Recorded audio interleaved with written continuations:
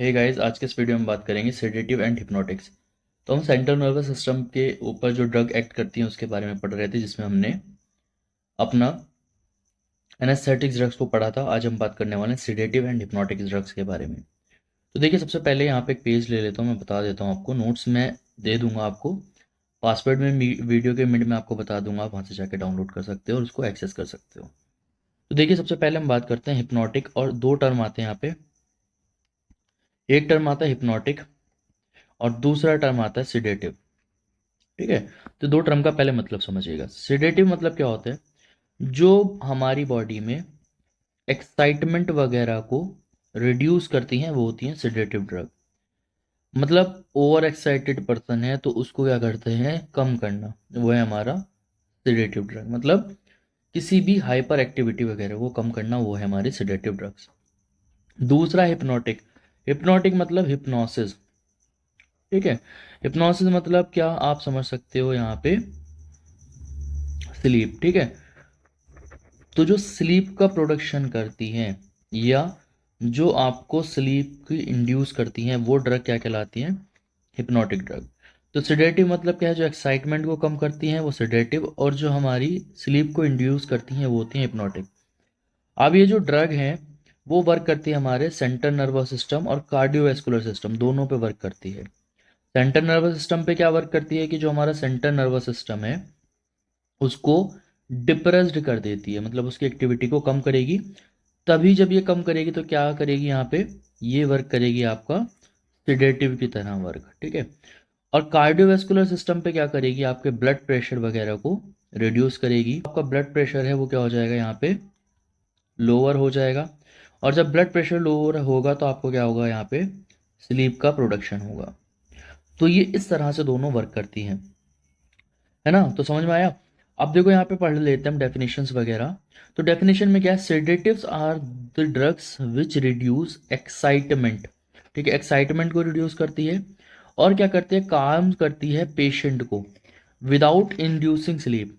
मतलब जो सेडेटिव है वो नींद को पैदा नहीं करती, वो केवल क्या करती है, आपकी एक्साइटमेंट वगैरह को कम करती है और आपको काम करती है, मतलब ठंडा करती हैं, आप ये समझो नॉर्मल लैंग्वेज में। इसके बाद है हिप्नोटिक ड्रग। वो ड्रग जो क्या करती है, साउंड स्लीप को प्रोड्यूस करती हैं या फिर ऐसी स्लीप प्रोड्यूस करती हैं, नेचुरल स्लीप जैसे कंडीशन प्रोड्यूस कर देती हैं, वो होती है हमारी हिप्नोटिक ड्रग। ठीक है, तो वो होती है हमारी हिप्नोटिक ड्रग्स। तो जो केवल एक्साइटमेंट को कम कर रही है लेकिन नींद को नहीं ला रही है, वो है हमारी सिडेटिव। जो क्या कर रही है हमारी बॉडी में या हमें स्लीप प्रोड्यूस कर रही है, वो है हमारी हिप्नोटिक ड्रग।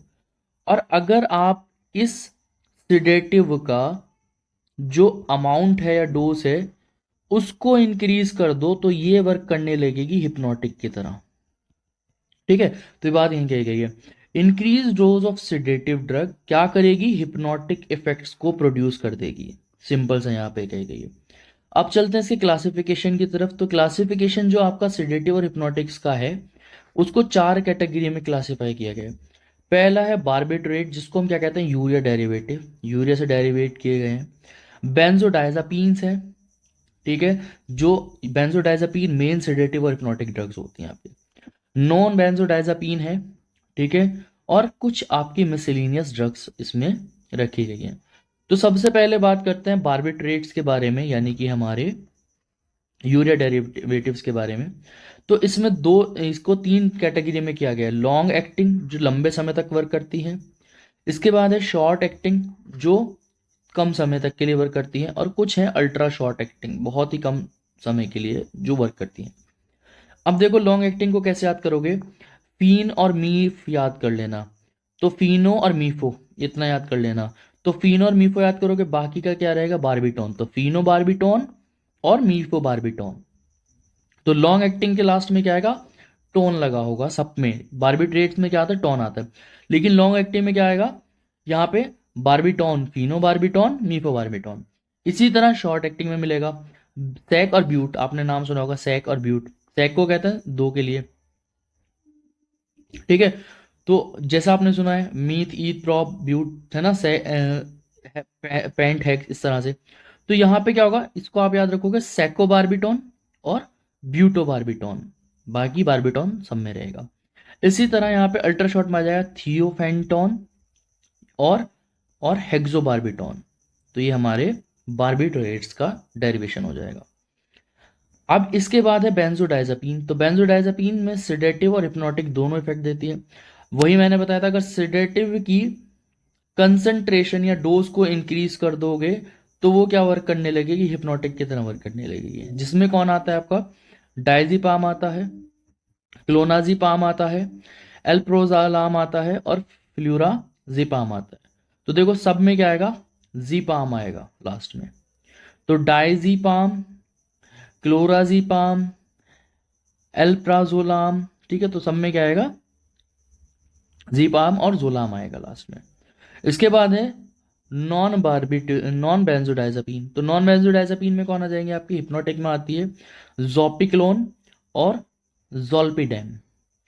तो जोपिक्लोन और जोल्पिडेम दोनों किससे आते हैं, जेड से, आप एग्जाम्पल याद कर सकते हो। इसके बाद मिसलिनियस में कुछ आ जाती है आपके क्लोरल हाइड्रेट्स आ जाते हैं या आपके ट्राइक्लोफोज आ जाते हैं। अब इसका फार्मेकोलॉजिकल एक्शन अभी मैंने बताया था, जैसे सीएनएस सेंट्रल नर्वस सिस्टम पे भी एक्शन देखने को मिलता है और कार्डियोवैस्कुलर सिस्टम पे भी। ये सेंट्रल नर्वस सिस्टम पे क्या करेगी, डिप्रेस्ड करेगी सेंट्रल नर्वस सिस्टम को, और कौन से इफेक्ट प्रोड्यूस करेगी, सिडिशन और हिप्नोटिक इफेक्ट को प्रोड्यूस करेगी। लेकिन जो आपका कार्डियोवैस्कुलर सिस्टम है उसमें क्या करेगी, आपके ब्लड प्रेशर को लो कर देगी, जिसकी वजह से क्या हो जाएगा, आपका ब्लड प्रेशर लो हो जाएगा और यहाँ पे क्या हो जाएगा, वेजोडाइलेशन इंक्रीज हो जाएगा।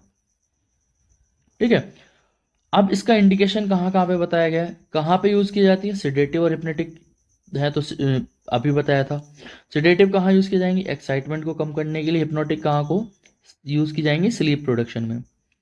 एंटी कन्वल्जेंट होती हैं, कन्वर्जन्स को कम करती हैं, अभी आगे पढ़ेंगे, आने वाली कैटेगरी में इसको भी रखा जाएगा।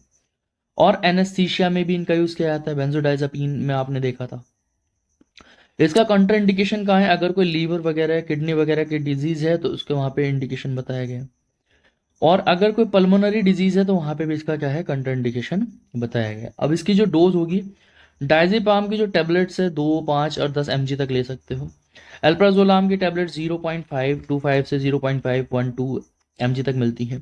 क्लोजापाम जो है, अगर इंजेक्शन और टैबलेट्स हैं वो कितनी है, 0.25, 0.51 और 2 mg तक दे सकते हो। तो ये था जिसके हमने यहाँ पे पढ़ा। ठीक है, आई होप लेक्चर पसंद आया होगा। मिलते हैं नेक्स्ट वीडियो में। Thank you.